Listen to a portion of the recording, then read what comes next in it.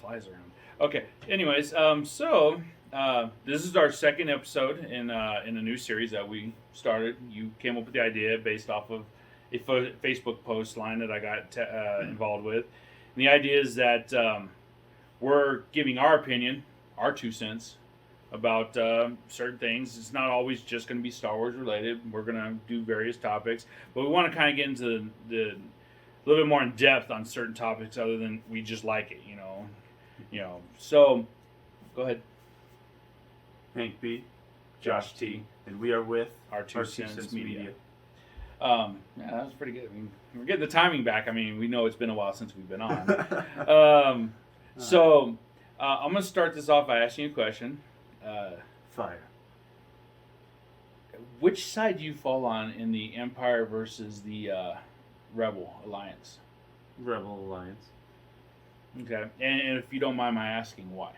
It seems like the Rebel Alliance, they are like the underdog. You got this huge, massive armies that are coming after these little groups, and these little groups are doing what they can to fight back for what they believe is right.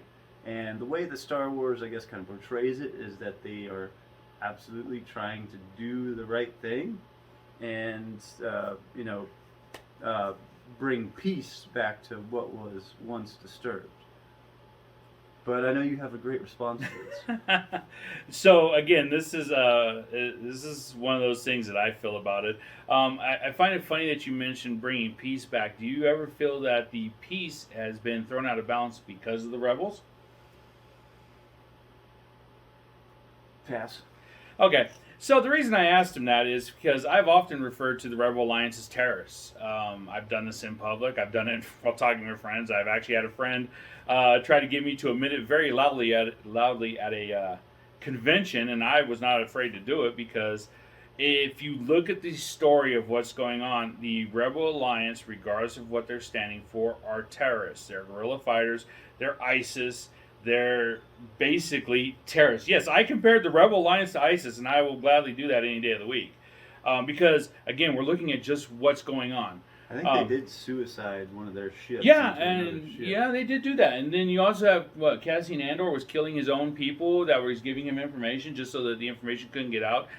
They are terrorists in the sense of the term, sense of the word, excuse me. And the reason I come about this is I'm more pro-Empire.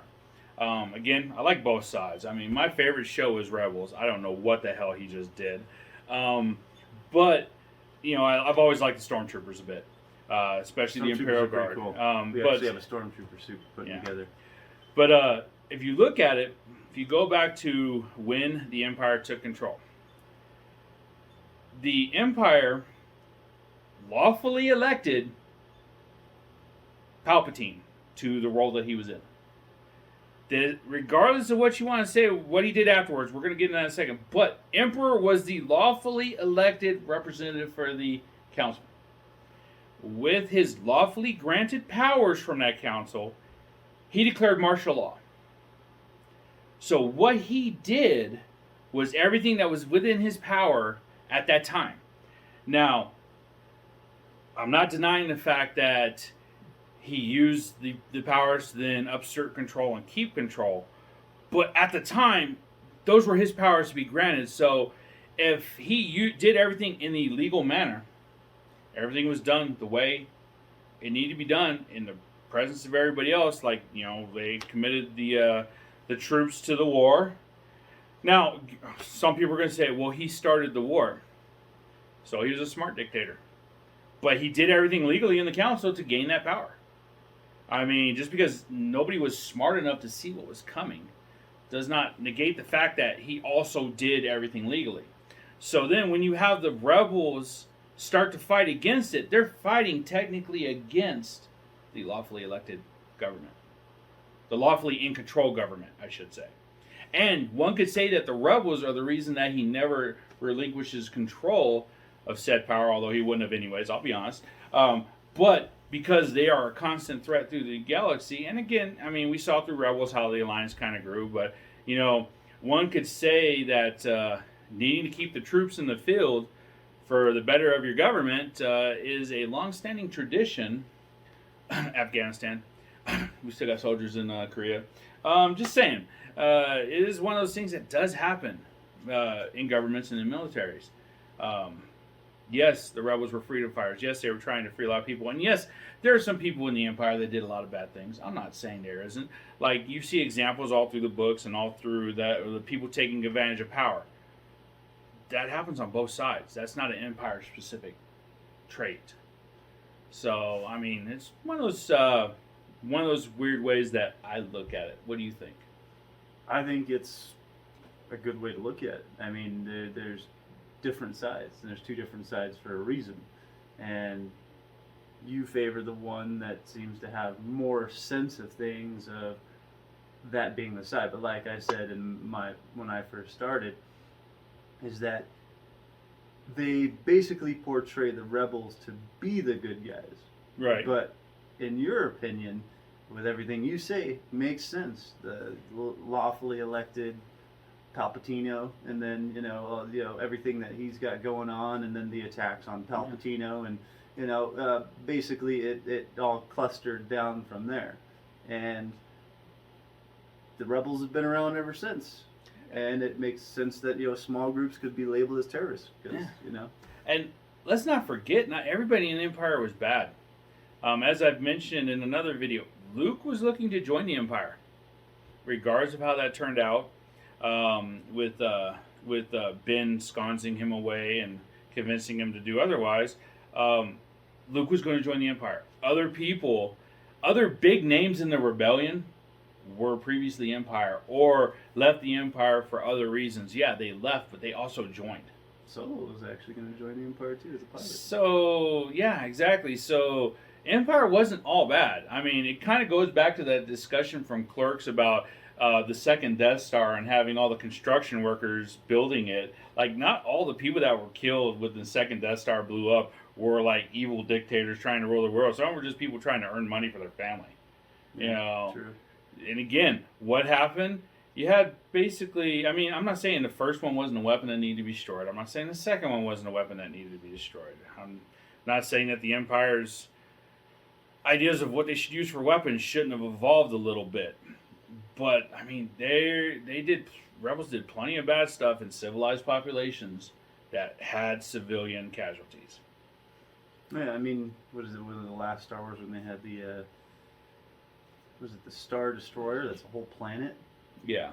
And they start wiping out whole planets, and then you think of it, it's just like they did that because of the rebels. Yeah. And like they eliminated those entire planets because of these little groups that they're just trying to get rid of. I mean, that it's wiping out whole planets of people. That's messed up, but yeah, I agree with that. It's because of I agree.